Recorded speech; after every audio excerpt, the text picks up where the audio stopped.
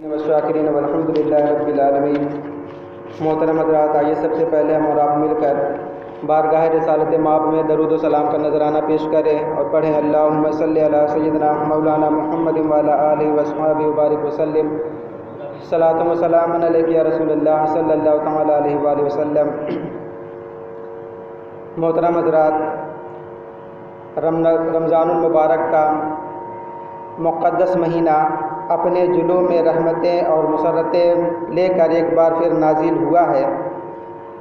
جس کی حرمت و فضیلت کے بارے میں قرآن و حدیث میں کئی مقام پر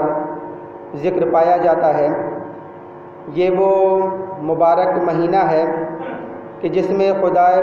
بزرگ برتر اپنی رحمتوں کے دروازے کھول دیتا ہے اور شیطان کو بند کر دیتا ہے، اور یہ مقدس مہینہ سال بھر کے مہینوں سے افضل ہے، اس لیے اس مہینے کو تمام مہینوں کا سردار کہا جاتا ہے۔ اور اسی مہینے میں روزے رکھے جاتے ہیں، اور یہ بھی یاد رکھیں کہ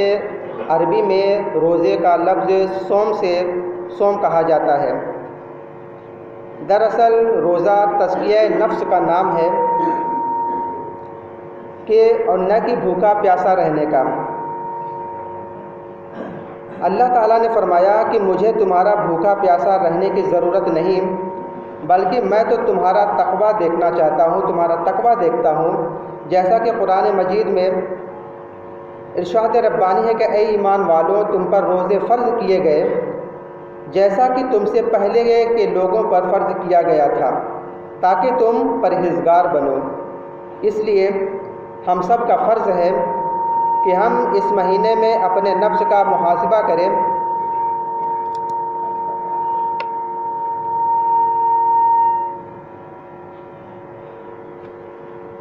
تو ہم سب پر فرض ہے کہ اس مہینے میں ہم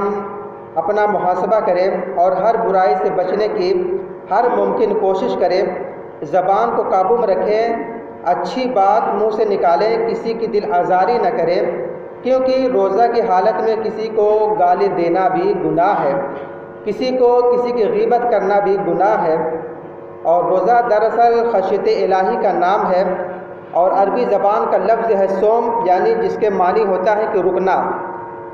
صوم کے معنی ہوتا ہے رکنا یا باز رہنا، کیونکہ انسان کو صبح سے شام تک کھانے پینے اور بری بات چیت اور ہر برائی سے رکنا پڑتا ہے۔ دوران روزہ ہر کام سے بچنا پڑتا ہے جس سے خدا اور اس کے رسول صلی اللہ علیہ وسلم نے منع کیا ہو۔ اور یہ بھی یاد رکھیں کہ روزہ صرف بھوکا پیاسا رہنے کا نام نہیں ہے، بلکہ روزہ آنکھ کا بھی ہوتا ہے، کان کا بھی ہوتا ہے، ہاتھ کا بھی ہوتا ہے، پیر کا بھی ہوتا ہے۔ روزہ آنکھ کا بھی ہوتا ہے، اور آنکھ سے برائی نہ کرے کہ آنکھ کا روزہ ہے، یعنی کہ غیر محرموں یعنی فلموں، ڈراموں یا غیر عورتوں کو نہ دیکھے، یہ آنکھ کا روزہ ہے۔ کانوں سے ایسی بات نہ سنے کہ جس سے اس کے جذبات برائی کی طرف راغب ہوں، یعنی گانا وغیرہ سننے سے پرہیز کرے۔ غیبت اور چغلی سے باز رہے۔ جب انسان ان چیزوں سے رکا رہے تو گویا اس نے خدا اور رسول صلی اللہ علیہ وسلم کی اطاعت کی اور روزے کا حق ادا کیا۔ حضور صلی اللہ علیہ وسلم کے فرمان کے مطابق روزہ ایک ڈھال ہے، جس طرح تلوار کی کاٹ سے بچنے کے لیے ڈھال کام دیتی ہے، اسی طرح روزہ بھی برائی سے بچنے کے لیے ڈھال کا کام دیتا ہے۔ روزہ اس دنیا میں بھی فوائد حاصل ہوتے ہیں اور آخرت میں نجات کا ذریعہ بھی ہے۔ اس ماہ مقدس میں انسان کا رب العزت سے تعلق قریب تر ہوتا ہے، جس کے نتیجے میں وہ پاک باز اور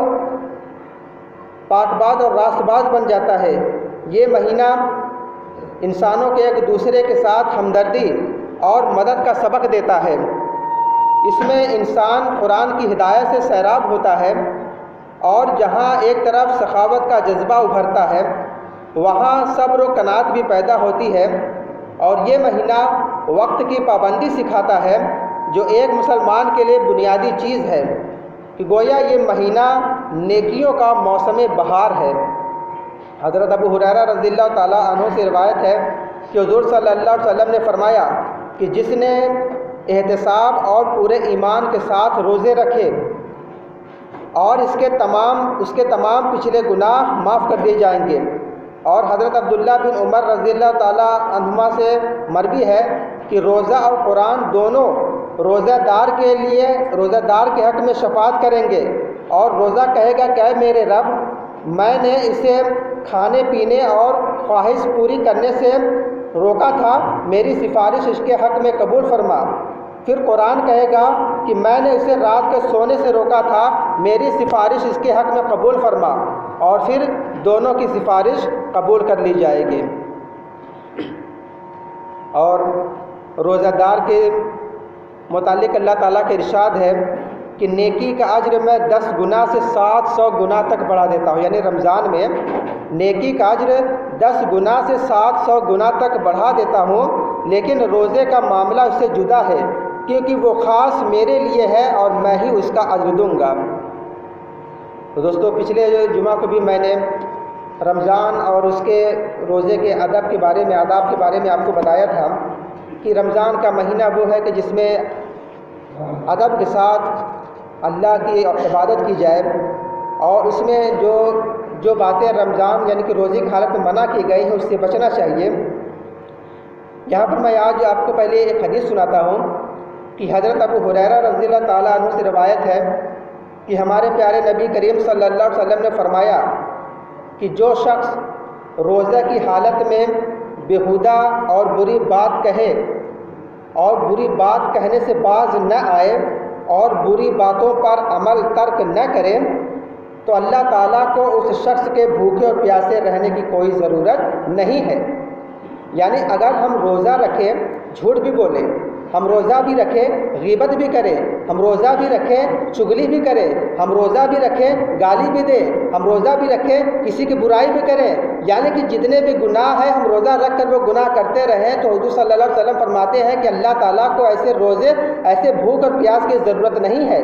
بلکہ روزے کا مقصد تو یہی ہے کہ انسان تقوی اختیار کرے، پرہیزگاری اختیار کرے، جس چیز کو اللہ تبارک و تعالیٰ نے اور اس کے رسول نے منع کیا ہے اس سے باز رہے۔ اور اسی طریقے سے ایک اور حدیث میں فرمایا کہ ہمارے پیارے آقا کریم صلی اللہ علیہ وسلم نے فرمایا کہ بہت سے روزہ دار روزہ رکھنے والے ایسے ہیں کہ جنہیں بھوکا رہنے اور پیاسا رہنے کے سوا کچھ حاصل نہیں ہوگا، یعنی وہ صبح سے لے کر شام تک صرف بھوکا رہیں گے، انہیں بھوک اور پیاس کے علاوہ کچھ نہیں ملے گا، یعنی اس کا ثواب ان کو کچھ نہیں ملے گا۔ اسی طریقے سے بہت سے شب بیدار یعنی رات کو جاگنے والے ایسے ہیں جنہوں نے رات جاگنے کے سوا انہیں کچھ نہیں ملے گا۔ اور ایک یہ بھی بات یاد رکھیں کہ روزہ 3 قسم کے لوگوں کا روزہ 3 طرح کا ہوتا ہے۔ ایک قسم عام لوگوں کے روزہ کی ہے جو پیٹ کو کھانے پینے اور شرمگاہ کو جمع یعنی بیوی سے صحبت کرنے سے روکے رکھتے ہیں، اور دوسری قسم خاص بندوں کا روزہ جو ان کے علاوہ کان، آنکھ، زبان، ہاتھ، پاؤں اور تمام اعضاء کو گناہوں سے باز رکھتے ہیں، اور تیسری قسم خاص نیک بندوں کا روزہ جو اللہ تعالیٰ کے سوا تمام چیزوں اور سب سے جدا ہو کر صرف اللہ تعالیٰ کی جانب متوجہ رہتے ہیں۔ تو دوستو، حدیث مبارکہ یعنی ہمارے آقا رسول اللہ صلی اللہ علیہ وسلم کے فرمان کا مطلب ہے، اور مطلب اور مقصود صاف صاف ظاہر ہے کہ بہت سے مسلمان روزہ رکھتے ہیں اور ان کا فرض ادا بھی ہو جاتا ہے کہ بظاہر وہ روزہ توڑنے والا کوئی کام نہیں کرتے، لیکن جو تقویٰ اور جو بلند درجہ روزے سے نصیب ہونا چاہیے اور تراویح ادا کرنے سے جو فرحت اور خوشی ملنی چاہیے اس سے وہ محروم رہتے ہیں، کیونکہ وہ روزے کی حالت میں بھی اپنی بیہودہ عادت کے مطابق جھوٹ، مکر، بہتان اور غیبت وغیرہ برے کاموں سے باز نہیں آتے۔ وہ تجارت تو کرتے ہیں تو دھوکہ دینے سے باز نہیں آتے، ملازمت تو کرتے ہیں تو سستی سے باز نہیں آتے، لوگوں پر ظلم کرنے، دوسروں کا حق مارنے، رشوت لینے، سود سے پیسہ کمانے کی ناجائز اور حرام حرکتوں کو نہیں چھوڑتے۔ رمضان کا 1 مہینہ کا روزہ تو مسلمان کو بہت بلند کر سکتا ہے، اس میں شک نہیں کہ روزہ مسلمان کی مادی اور روحانی بلندی کا ذریعہ ہے، لیکن افسوس کہ ہم اس کو ایک رسم سمجھ کر اختیار کرتے ہیں وہ تقویٰ اور پرہیزگاری اختیار نہیں کرتے جس سے روزہ کا پورا فائدہ نصیب ہو۔ یاد رکھیے کہ اللہ تعالیٰ نے ہماری فلاح و کامیابی کے لیے ہمیں روزہ جیسی عبادت عطا کی ہے۔ اب آج تو ہمارے لیے روزہ بہت آسان ہو گیا ہے، مگر جب شروع اسلام میں روزہ کتنا مشکل تھا، آئیے میں آپ کو بتاتا ہوں کہ روزے ماہ شعبان سن 2 ہجری میں پیر کے دن فرض ہوئے۔ شروع میں روزہ کی عبادت بہت زیادہ سخت تھی کہ دن کی طرح رات کو بھی مرد عورت کا ملنا یعنی صحبت کرنا حرام تھا۔ اس طرح پورے مہینہ روزہ رکھنا پڑتا تھا کہ کھانے پینے کا وقت بھی بہت کم ہوتا تھا۔ ہم لوگ تو مغرب سے لے کر فجر تک کھاتے پیتے رہتے ہیں، تو شروع میں صرف مغرب سے لے کر عشاء تک کھانے پینے کا وقت ہوتا تھا۔ اللہ تعالیٰ نے فضل فرمایا اور ان دونوں دشواریوں کو ختم کر دیا۔ اب یہاں پر جو پہلے تھا کہ لوگ بیوی سے صحبت نہیں کر سکتے تھے، تو مراد مصطفیٰ حضرت عمر فاروق رضی اللہ تعالیٰ عنہ رمضان کی ایک رات میں اپنی بیوی سے جمع کر لیا۔ آپ نے غسل کیا اور احساس گناہ سے رونے اور اپنے آپ کو ملامت کرنے لگے۔ پھر آپ نبی کریم صلی اللہ علیہ وسلم کی بارگاہ میں حاضر ہو کر عرض کرنے لگے کہ یا رسول اللہ صلی اللہ علیہ وسلم، میں آپ کے اور اللہ کے دربار میں معذرت پیش کرتا ہوں کہ آج مجھ سے بڑی غلطی ہوئی۔ میں اپنی بیوی کے پاس پہنچا تو ایک ایسی خوشبو محسوس ہوئی کہ میں اپنے نفس کے فریب میں مبتلا ہو گیا اور اپنی بیوی سے صحبت کر لیا۔ تو ہمارے حضور صلی اللہ علیہ وسلم نے فرمایا کہ اے عمر، تمہیں ایسا نہیں کرنا چاہیے تھا۔ حضرت عمر رضی اللہ تعالیٰ عنہ کا حال سن کر بہت سے کچھ اور دوسرے صحابہ بھی کھڑے ہوئے اور انہوں نے بھی ایسی غلطی کا اعتراف کیا۔ اب دیکھیں کہ یہاں پہ چند صحابہ کرام نفس کی خواہش میں مبتلا ہو کر غلطی کر بیٹھے، مگر چند صحابہ کی غلطی پوری امت کے لیے فضل و کرم کا ذریعہ بن گئی۔ اللہ تعالیٰ نے وحی نازل فرمائے اور ارشاد فرمایا کہ احل لکم لیلۃ الصیام الرفث الی نسائکم ہن لباس لکم وانتم لباس لہن، یعنی روزہ کی راتوں میں اپنی عورتوں کے پاس جانا تمہارے لیے حلال ہوا، وہ تمہاری لباس ہے اور تم ان کے لباس ہو۔ یہ پہلا دشواری ختم ہو گئی۔ اور پھر دوسری دشواری جو تھا کہ کھانے پینے کا بہت کم وقت رہتا تھا، یعنی مغرب سے لے کر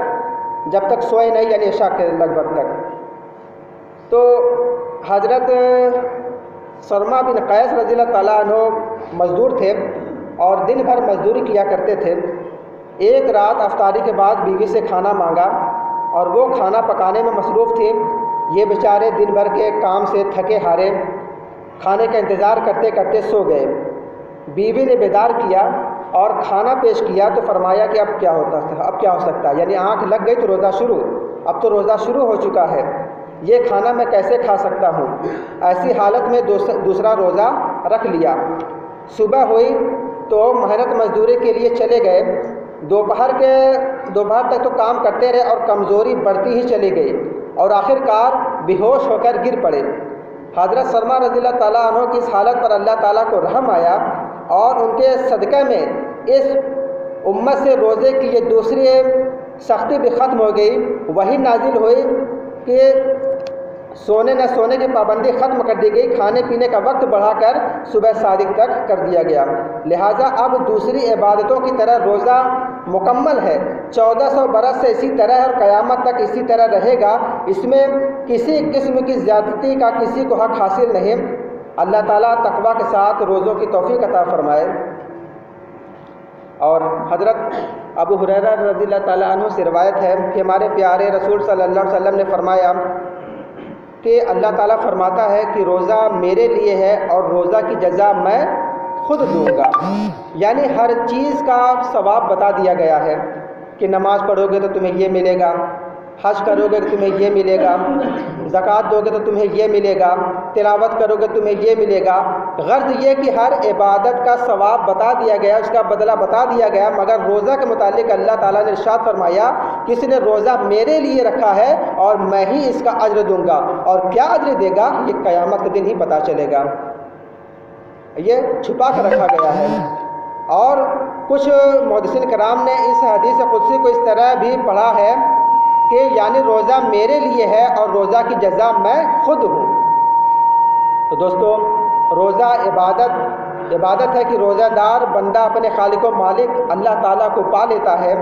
کہ گویا نماز، حج، زکوٰۃ، صدقہ و خیرات وغیرہ تمام نیک اعمال سے جنت ملتی ہے، مگر روزہ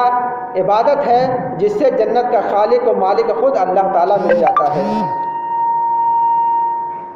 اب یہاں پر میں ایک چھوٹی سی حدیث بیان کر کے پھر اپنی بات ختم کروں۔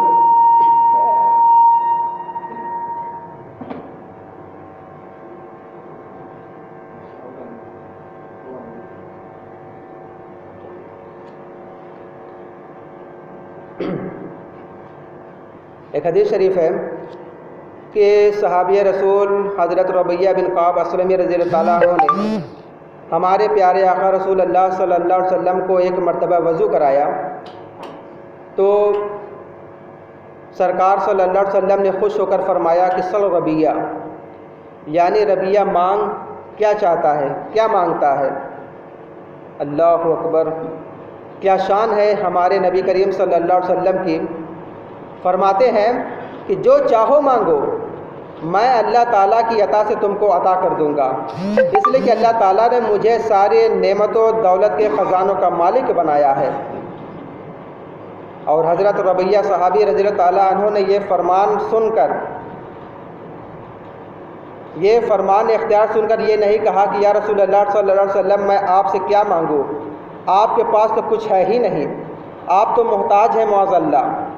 مجھے تو اللہ تعالیٰ سے مانگنا ہوگا، اللہ تعالیٰ سے مانگ لوں گا۔ یعنی وہ مقام ہے جہاں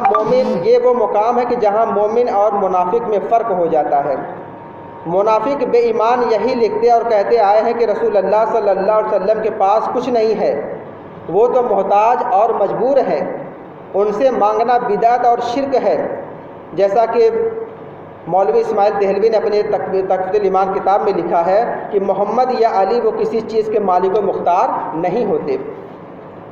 ایک صحابی رسول صلی اللہ علیہ وسلم کا عقیدہ اور ان کے ماننے والے ہم مسلمانوں کا عقیدہ یہ ہے کہ اللہ تعالیٰ نے اپنے پیارے حبیب امت کے طبیب صلی اللہ علیہ وسلم کو تمام نعمت و دولت کا مالک بنایا ہے۔ جبھی تو حضرت ربیہ رضی اللہ تعالیٰ عنہ سرکار صلی اللہ علیہ وسلم کے ارشاد کے بعد عرض کرتے ہیں کہ اے آقا، مجھے جنت میں آپ کی رفاقت چاہیے، یعنی میں اسی جنت میں رہوں جس سے جنت میں آپ صلی اللہ علیہ وسلم رہیں گے۔ ہمارے حضور صلی اللہ علیہ وسلم نے اپنے صحابی حضرت ربیہ کے سوال پر یہ نہیں فرمایا کہ یہ جنت جو میرے لیے اللہ تعالیٰ نے بنائی ہے وہ تمام جنتوں سے اعلیٰ ہے، اسے میں کیسے دے سکتا ہوں؟ اس جنت کے دینے کا مجھے اختیار حاصل نہیں ہے، بلکہ ہمارے آقا و مولا صلی اللہ علیہ وسلم نے فرمایا کہ آؤ، یعنی اے ربیہ، تم نے جو مانگا ہے وہ جنت تو تم کو میں نے دے دیا، اس کے علاوہ جو چاہو مجھ سے مانگ لو۔ حضرت ربیہ نے عرض کیا کہ بس صرف یہی چاہیے، یعنی اے میرے آقا کریم صلی اللہ علیہ وسلم، جنت الفردوس میں آپ کے ساتھ رہنا نصیب ہو جائے، اور اس سے بڑی کوئی دولت نہیں ہے جس کو میں مانگوں۔ اور جب حضرت ربیہ رضی اللہ تعالیٰ عنہ مالک جنت رسول اللہ صلی اللہ علیہ وسلم سے جنت مانگ کر اور پھر اپنے پیارے آقا صلی اللہ علیہ وسلم سے جنت ملنے کی بشارت سن کر مزید کسی حاجت سے انکار کر کے گویا یہ اعلان کر رہے تھے کہ میں تو مالک ہی کہوں گا کہ ہو مالک کے حبیب، یعنی محب اور محبوب میں نہیں میرا تیرا۔ آقا کریم صلی اللہ علیہ وسلم نے فرمایا کہ اے ربیہ، جنت تو تم کو مل گئی، اس کے شکر میں تم خوب سجدہ کیا کرو اور کثرت سے نفل نمازیں پڑھا کرو۔ تو دوستو، یہ مہینہ تو گھر گھر رحمت بانٹتا اور برکتیں تقسیم کرتا آیا ہے، اب کوئی رمضان کی عظمت ہی کا احساس نہ کرے تو اس مہینے کا کیا قصور ہے؟ جس طرح انسان کو جسم کا میل صاف کرنے کے لیے غسل کرنا پڑتا ہے، نہانا پڑتا ہے، اپنے کپڑوں کو صاف کرنے کے لیے انہیں دھونا پڑتا ہے، اسی طرح اس ماہ مبارک کی برکتوں کو حاصل کرنے کے لیے روزہ رکھنا، تراویح پڑھنا، تقوی اختیار کرنا ضروری ہے۔ جو اتنی تکلیف بھی برداشت نہ کر سکے اسے رمضان کی رحمتوں سے امید رکھنے کا کیا حق پہنچ سکتا ہے؟ تو دوستو، ایک طرف تو رمضان کی برکتوں کا بھرا بادل ہم پر سایہ فگن ہے، اور ایک ہم ہیں کہ دن رات اسی طرح گناہوں میں مبتلا نظر آ رہے ہیں۔ اللہ تبارک و تعالیٰ سے دعا ہے کہ میں اس کے ہر لمحے کو زیادہ سے زیادہ نیکیاں کمانے اور اس کے اوپر کہنے سننے سے زیادہ عمل کی توفیق عطا فرمائے۔ وآخر دعوانا الحمد للہ رب العالمین۔